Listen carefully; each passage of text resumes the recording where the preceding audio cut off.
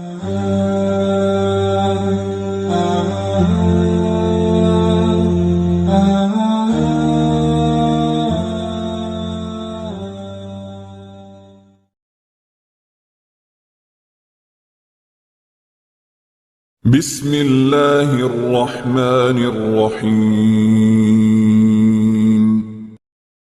Kata Allah, yang punya harta itu bukan kamu, saya.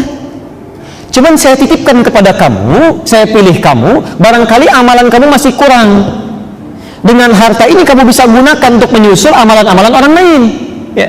Barangkali yang tidak punya harta benda itu, mereka sudah rajin tahajud tiap malam, rajin puasa saking nggak punyanya, sudah hafal Quran. Nah kamu ini malam aja kadang-kadang jarang bangun, tapi kalau ada bola bisa nonton, ya, ada tinju bisa lihat.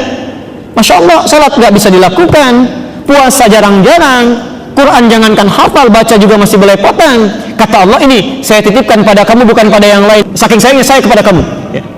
Ya, saking sayangnya Allah dititipkan harta itu supaya perbanyak dengan itu bekal ibadahnya.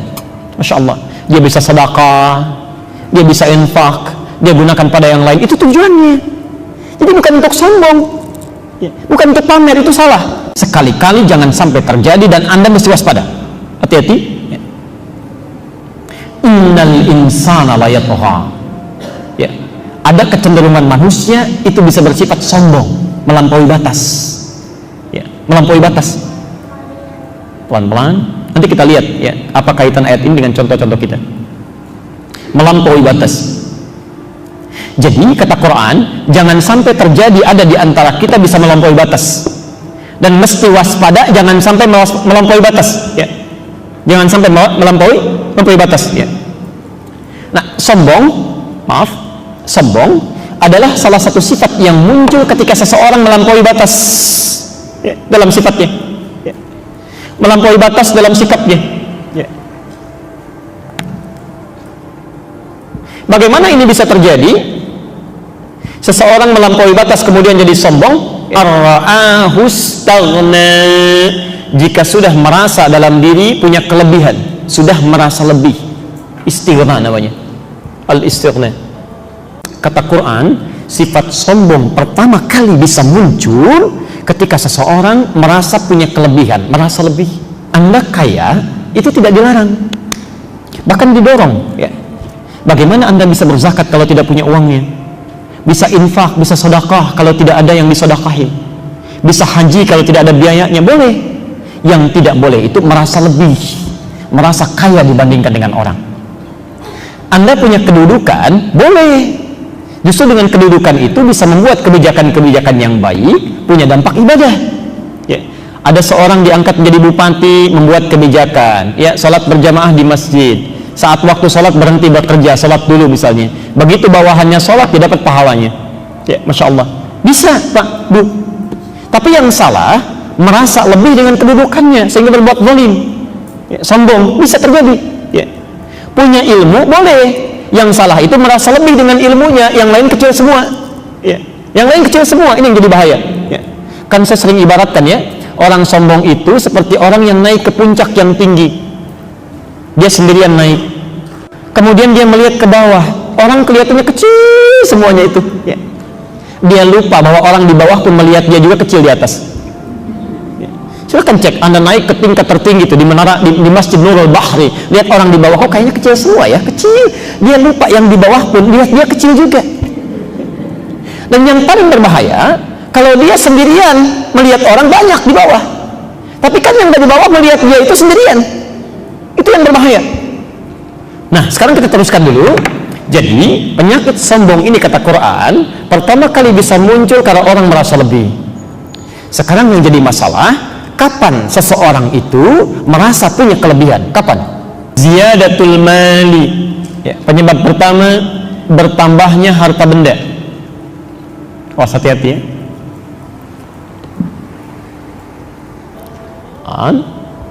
Jadi, pertama, ya, isyarat di Quran ditunjukkan kepada kita hal yang bisa menyebabkan seseorang punya perasaan lebih dibandingkan dengan orang lain. Faktor pertama, jika dia mengalami peningkatan harta benda. Jadi kalau hartanya meningkat, awas hati-hati ya. Seseorang yang mengalami peningkatan harta, saat yang bersamaan dia akan lebih rentan diserang penyakit sombong. Ya, punya perasaan lebih. Dulu saat belum punya mobil, naik angkot, kan tawadhu sifatnya, rendah hati. Begitu turun, membungkuk, begini kan. Mau keluar sedekah dulu, ini Pak, ini kembaliannya ambil aja. Kan begitu ya? Masya Allah, setelah punya mobil pribadi, punya BMW sendiri, begitu naik langsung angkatnya ke atas kan, tangannya langsung ke saku, jalannya begini kan. Baik, tatapannya sudah beda itu. Ini lain ya. Saya kan sering buat rumus persamaan fisikanya itu kan, F1 sama dengan F2, gaya gerak sama dengan gaya dorong gitu kan. Apa yang didapatkan itu yang keluar. Orang makan tempe dengan orang makan ayam beda gayanya, lain kan. Baik, tapi Anda juga mesti ingat dalam hukum fisika kan, gaya F berbanding lurus dengan hukum Pascal P, tekanan kan. Gaya berbanding lurus dengan tekanan. Semakin banyak gaya, semakin tertekan hidupnya. Tuh. Pasti itu. Coba cek aja, lain ya. Ibu tas biasa bawanya begini, tas agak mahal sudah begini dia. Sama bapak juga begitu tuh. Ya, macam-macam ini. Ya. Nah, sekarang karena ini penyakit, hati-hati ya. Hartanya bukan penyakit. Yang jadi masalah ketika harta mulai meningkat, ini rentan datang, setan datang membawa ini, membawa perasaan ini. Ya, kamu lain dari kemarin, mesti beda. Tampilan mesti lain. Hati-hati. Maka dari itu, ketika muncul orang mendapatkan peningkatan harta benda, Allah langsung memberikan petunjuk bagaimana caranya harta ini diarahkan pada yang bermanfaat dan terhindar dari penyakit ini. Yuk kita ambil contoh orang paling kaya saja ya. Orang paling kaya yang disebutkan dalam Al-Quran, kira-kira siapa? Qarun, Masya Allah, Alhamdulillah. Sampai saking kayanya sekarang masih dicari-cari hartanya ya. Orang kalau mencari harta ke samudra, cari harta siapa? Betul, harta Qarun. Inna Qaruna kana min qaumi Musa. Sungguh kata Allah, Qarun itu termasuk kaumnya Musa ya. Di Qarun termasuk kaumnya Musa, artinya hidup di zaman Musa alaihissalam ya. Dan bukan hanya kaumnya Musa, saya pernah sampaikan di beberapa tempat, Qarun ini ternyata sepupunya Musa ya, sepupu Musa ya, sepupunya Nabi Musa alaihissalam. Jadi bapaknya Musa itu kakaknya bapaknya Qarun ya. Musa punya bapak namanya Imran, tapi bukan yang di Ali Imran ya, itu beda, lain ya. Punya bapak namanya Imran. Qarun punya bapak namanya Yesar. Nah, bapaknya Qarun itu kakaknya bapaknya Musa ya, kakaknya bapaknya Musa, keturunan dari Kuhas anaknya Lewi satu di antara 12 anaknya Yakub, saudaranya Yusuf ya.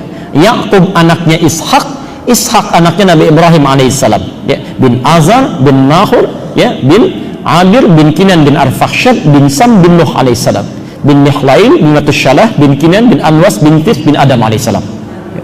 Jadi itu masih saudara ya. Saya tidak tahu nyambung atau tidak dengan ibu bapak nasabnya itu ya. Yang pasti mereka bersaudara. Saya persingkat, Allah berikan satu titipan pada Qarun, dititipkan ya. Lihat kalimat Qur'annya, wa atainahu ya, wa atainahu, kami berikan kepada dia, kami titipkan ya. Kalau bahasanya kami yang titipkan ya, Allah yang titipkan, yang punya siapa? Ingat, yang punya harta itu bukan Qarun, yang punya Allah. Makanya bahasa Qur'annya kami titipkan. Wa atainahu minal kunuzi, dan kami berikan harta-harta yang cukup banyak ya. Hartanya banyak, saking banyaknya, ma inna mafatihahu latanu bil usbah. Ibu bayangkan Bu ya, kunci berangkasnya saja dari hartanya ini itu tidak sanggup dipikul oleh 10 orang terkuat yang ada di zamannya.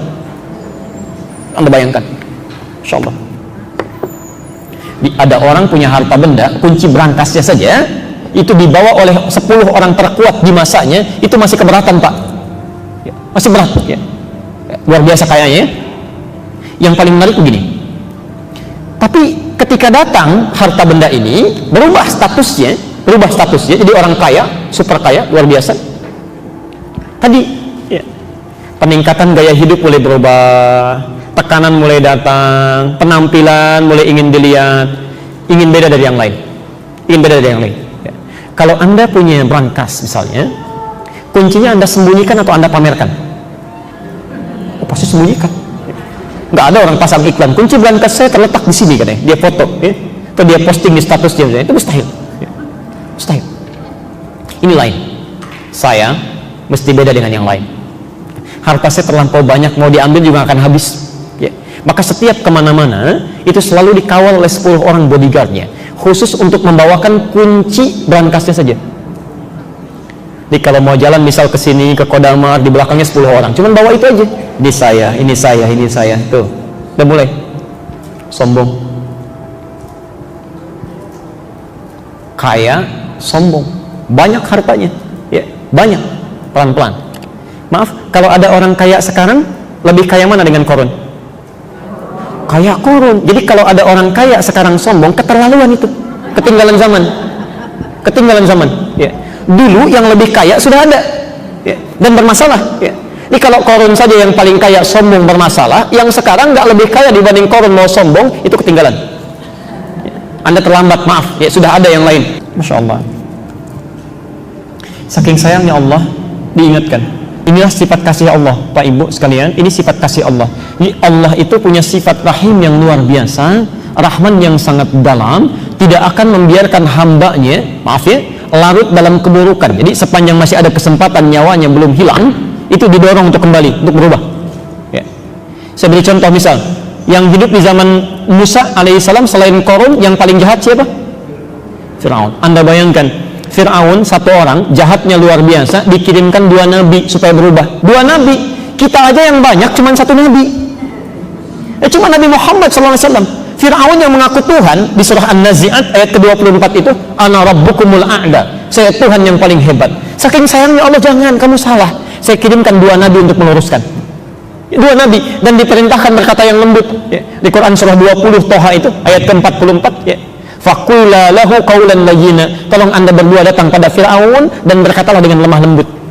Ya, sampaikan dengan penuh kasih sayang. Ya. La'allahu yatadzakkar aw yakhsha, barangkali dengan kelembutan itu dia bisa ingat. Ya. Dia bisa takut. Ya. Termasuk Qarun, saking sayangnya Allah, diingatkan dalam lisan kaumnya. Perhatikan kalimatnya. Ini inti bahasan kita, wabtaghi fima atakallahu daral akhirah wala tansa nasibaka minad dunya. Kalau Anda insyaallah dengan izin Allah mengalami peningkatan harta benda misal, maka rumus Qur'annya ini langsung kata Allah, ya, wabtaghi fima atakallahu ad-daral akhirah. Ini poinnya. Ghayatun artinya tujuan.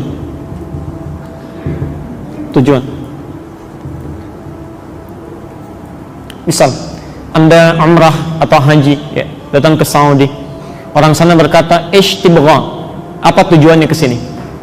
Mau ibadah, mau jalan-jalan, mau belanja, atau mau apa? Itu ishtibgha. Kalau berupa perintah dari kata ghaya, maka berubah dari ibtagha menjadi ibtaghi. Ya, perhatikan kata Allah, dan tujuan kami titipkan harta benda itu, tujuannya supaya Anda mencari dengan itu semua, ya, jadikan bekal, ya. Saya terjemahkan bebas. Dan tujuan dari harta yang kami titipkan, ya, tujuan dari harta yang kami titipkan kepadamu, ini tujuan dari harta yang kami titipkan kepadamu, ya, supaya dengan harta itu engkau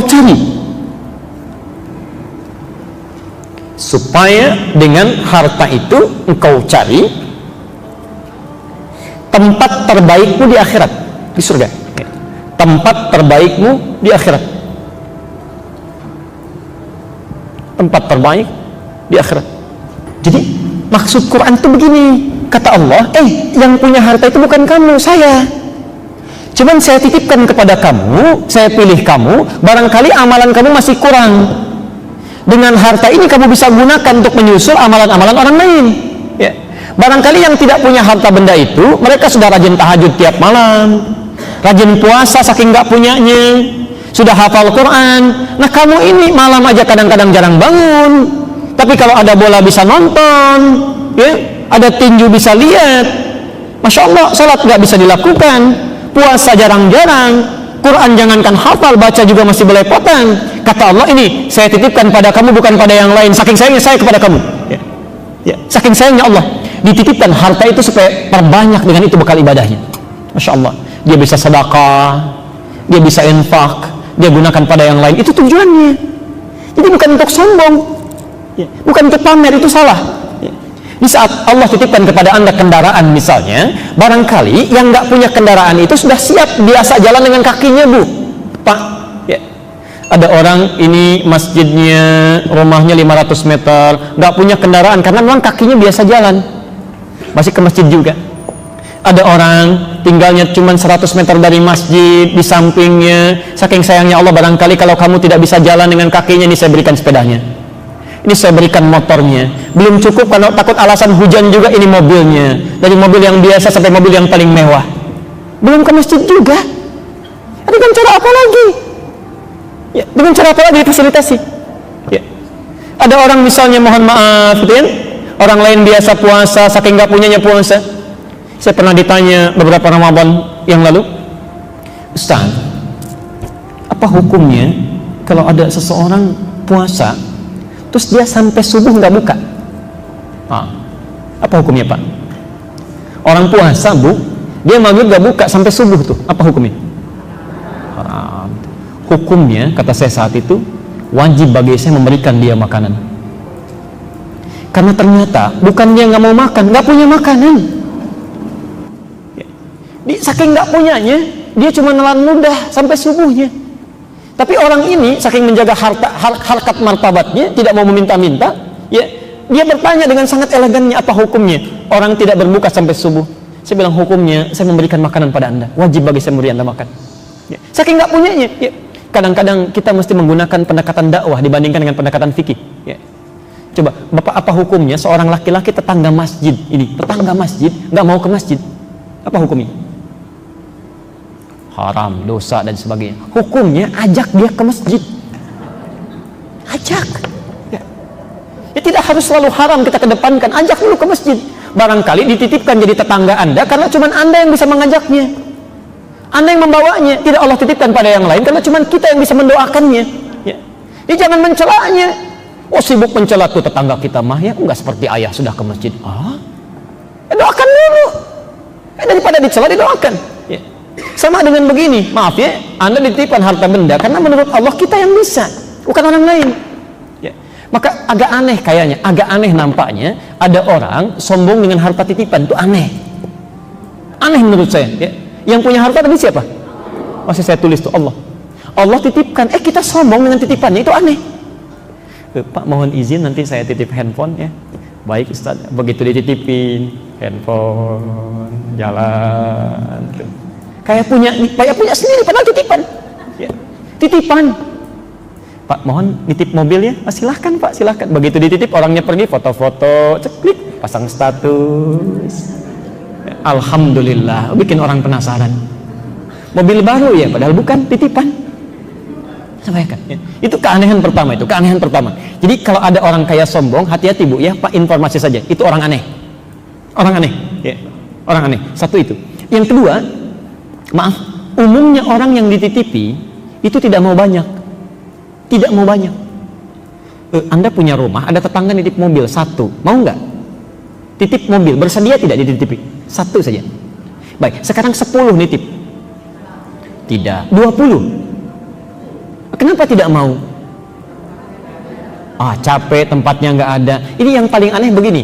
Ada orang minta kepada Allah supaya dititipi banyak-banyak. Ya. Hari ini minta sepeda, Allah kasih, minta lagi. Ya Allah, motor, dititipin lagi. Dikasih motor, minta mobil. Dikasih mobil, minta yang lain lagi. Padahal yang baru dititipkan itu belum digunakan. Pada yang Allah ridai. Ya, pada yang Allah ridai. Ya. Bukan hanya untuk bersepeda, jalan-jalan, kuatkan olahraga, bukan hanya itu. Digunakan untuk yang baiknya, untuk ke masjidnya, untuk ta'limnya, macam-macamnya, antarkan anak ke sekolah yang baik, yang mengajarkan sholat, dia baca Qur'annya, itu. Ini bukan untuk pamer, salah. Dan biasanya orang kalau ketitipan nggak mau banyak, karena titipan itu sifatnya yang ketiga, pasti akan diambil. Ya.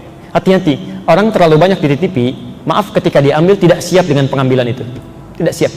Ya. Bank juga ketitipan banyak dari nasabah, ketika diambil semuanya oleh nasabah, bisa kolaps itu bank ya.